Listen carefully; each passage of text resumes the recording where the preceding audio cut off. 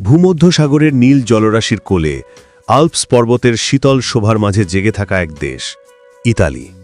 Roman সাম্রাজ্যের গৌরব থেকে শুরু করে রেনেসার জন্য পিৎজা পাস্তার স্বর্গ থেকে বিশ্বসেরা ফ্যাশন হাউসের ঠিকানা, ইতালির প্রতিটি কোণে লুকিয়ে আছে শত শত বছরের গল্প। কিন্তু এই জৌলুসের আড়ালে লুকিয়ে আছে কিছু অন্ধকার অধ্যায়, কিছু অজানা সত্য। আজ রোম রুস্টের এই বিশেষ পর্বে আমরা প্রবেশ করব ইতালির সেই সব গোপন কুঠরিতে। কিন্তু তার আগে নিজেকেই তিনটি প্রশ্ন করুন। কোন সত্য কথাটি বলার অপরাধে ইতালির এক কিংবদন্তি বিজ্ঞানীকে পুড়িয়ে হত্যা করা হয়েছিল? বিশ্বের সবচেয়ে বেশি সংখ্যক ইউনেস্কো ওয়ার্ল্ড হেরিটেজ সাইট ইতালিতেই কেন? ইতালিতে সর্বনিম্ন মাসিক বেতন আসলে কত? এবং বৈধভাবে বসবাসকারী লক্ষ বাঙালির জীবনযাত্রা কেমন?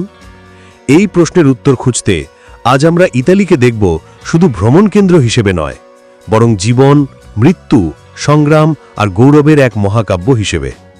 প্রস্তুত হন, কারণ এই যাত্রা আপনাকে অবাক করবে।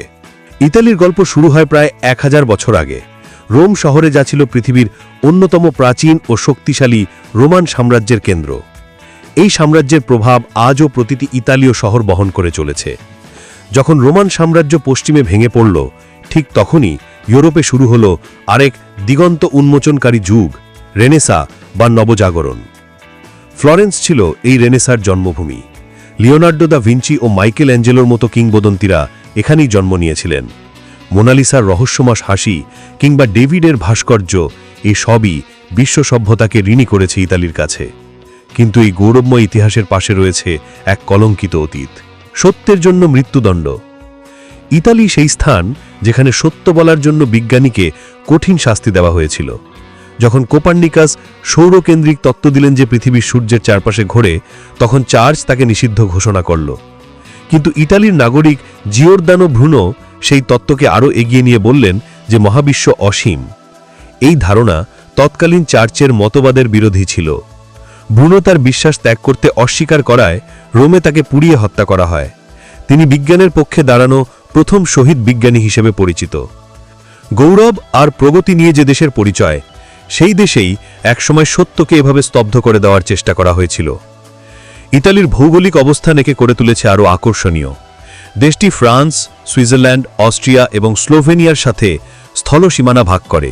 কিন্তু সবচেয়ে মজার ব্যাপার হলো, পৃথিবীতে মাত্র 3টি দেশ আছে যা পুরোপুরিভাবে অন্য একটি দেশের দ্বারা পরিবেষ্টিত, আর সেই 3টির মধ্যে 2টোই ইতালির অভ্যন্তরে অবস্থিত। ইতালির প্রায় 80 থেকে 85% ভূখণ্ডই পাহাড়ি বা ঢেউ খেলানো। এখানে রয়েছে 40টিরও বেশি আগ্নেয়গিরি, যার মধ্যে 3টি এখনও সক্রিয়। সবচেয়ে বিপজ্জনক হল মাউন্ট ভেসুভিয়াস। এই আগ্নেয়গিরির অগ্নুৎপাতের কারণেই 79 খ্রিস্টাব্দে ধ্বংস হয়ে গিয়েছিল পম্পেই নগরী। এছাড়াও 2টি প্রধান টেকটনিক প্লেটের সংযোগস্থলে অবস্থিত হওয়ার কারণে ইতালিতে নিয়মিত ভূমিকম্প হয়। প্রতিদিন গড়ে 50টিরও বেশি ভূমিকম্প এখানে রেকর্ড করা হয়। সৌন্দর্য আর বিপদের এমন সহাবস্থান ইতালির এক অদ্ভুত বৈশিষ্ট্য। ইতালিয়ানদের কালচার বেশ আবেগপ্রবণ এবং প্রাণবন্ত। ইতালীয় ভাষা পৃথিবীর সবচেয়ে সুরেলা ভাষাগুলোর মধ্যে একটি। আর ইতালিয়ানরা কথা বলার সময় প্রচুর পরিমাণে হাতের ইশারা ব্যবহার করেন। পিৎজা ও পাস্তার জন্মস্থান এই ইতালি। তারা দিনের বেলা বার ছোট ছোট খাবার খান, কিন্তু রাতের খাবার খান অনেকটাই দেরিতে। ইতালি ফ্যাশনের বিশ্ব রাজধানী। গুচি, প্রাডা, আরমানি, ফেরারি, ল্যাম্বরগিনি এর মতো বিশ্বখ্যাত ব্র্যান্ডগুলো ইতালিরই সৃষ্টি। ইউরোপের অন্যান্য দেশে যেখানে 13 সংখ্যাটিকে অশুভ মানা হয়, সেখানে ইতালীয় সংস্কৃতিতে 17 সংখ্যাটিকে অশুভ মনে করা হয়।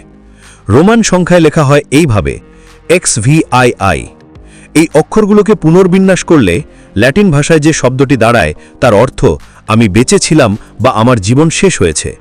এই কারণে সংখ্যাটিকে মৃত্যুর প্রতীক হিসেবে ধরা হয় এবং গুরুত্বপূর্ণ ক্ষেত্রে এটি এড়িয়ে চলা হয়। এটি বর্তমানে পৃথিবীর 8ম বৃহত্তম অর্থনীতির দেশ এবং গ্লোবাল পিস ইন্ডেক্স অনুযায়ী এটি বেশ শান্তিপূর্ণ দেশগুলোর মধ্যে একটি। বেতন ও কর্মসংস্থান। ইতালিতে জাতীয়ভাবে নির্ধারিত কোনো ন্যূনতম মজুরি নেই। মজুরি মূলত শিল্পভিত্তিক চুক্তির মাধ্যমে নির্ধারিত হয়। তবে গড়ে ন্যূনতম মজুরি প্রতি ঘন্টায় 9 ইউরো থেকে 10 ইউরোর মধ্যে থাকে। অর্থাৎ একজন শ্রমিকের মাসিক আয় হতে পারে প্রায় 1250 ইউরো, তবে আয় করের পর হাতে আসে প্রায় 1050 থেকে 1100 ইউরো। বর্তমানে ইতালিতে বৈধভাবে বসবাসকারী বাংলাদেশির সংখ্যা প্রায় 3 লক্ষেরও বেশি।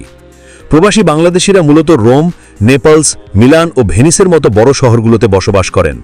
হোটেল, রেস্তোরাঁ, নির্মাণ শিল্প, কৃষিকাজ ও ছোটখাটো ব্যবসায় তারা নিয়োজিত। সাম্প্রতিক বৈধভাবে কর্মী নেওয়ার আগ্রহ প্রকাশ করে বাংলাদেশ ও ইতালির মধ্যে একটি সমঝোতা স্মারক স্বাক্ষরিত হয়েছে। ইতালি, এই দেশটি যেন এক মহাকাব্য, যা একদিকে লিখেছে পৃথিবীর শ্রেষ্ঠ শিল্প আর স্থাপত্যের গাথা, আর অন্যদিকে আবার পুড়িয়ে মেরেছে সত্যের সৈনিককে। এটি সেই দেশ যা পিৎজা, পাস্তার স্বাদে জীবন উদযাপন করতে শেখায়, আবার সেই দেশেই যেখানে দারিদ্র্য থেকে মুক্তি পেতে চাওয়া হাজারো মানুষের সলিল সমাধি হয় ভূমধ্যসাগরের গভীরে। ইতালি হলো একটি স্বপ্ন। একদিকে রয়েছে প্রাচীন রোমের ধ্বংসাবশেষ, যা আপনাকে মনে করিয়ে দেবে মানুষের সৃষ্টি আর ক্ষমতার অস্থায়িত্ব, আর অন্যদিকে রয়েছে লেক কোমোর শান্ত জল, যা আপনাকে দেবে জীবনের এক নতুন প্রতিশ্রুতি। সুতরাং যখন আপনি ইটালির কোনো সুন্দর ছবি দেখবেন বা পিৎজার স্বাদ নেবেন, তখন মনে রাখবেন এর ইতিহাস, এর শিল্প, এর বিপদ এবং এর বুকে লুকিয়ে থাকা স্বপ্ন পূরণের জন্য সংগ্রাম করা লক্ষ লক্ষ মানুষের নীরব গল্প। এই বৈপরীত্যই ইতালিকে করে তোলে চিরন্তন, রহস্যময় আর চিরস্মরণীয়। বন্ধুরা, ইতালির এই গৌরব, রহস্য আর নির্মম সত্যের গল্প আপনাদের কেমন লাগলো? কমেন্ট বক্সে আপনার অনুভূতি জানাতে ভুলবেন না। ইতালির কোন বিষয়টি আপনাকে সবচেয়ে বেশি অবাক করেছে? ভিডিওটি ভালো লাগলে লাইক করুন এবং এমন অজানা তথ্য আরও জানতে রোম রুস চ্যানেলটি সাবস্ক্রাইব করে আমাদের পাশে থাকুন। দেখা হবে খুব শীঘ্রই নতুন কোনো স্বপ্নিল গন্তব্যে। ভালো থাকুন, নিরাপদে থাকুন এবং রোমাঞ্চের সন্ধানে থাকুন।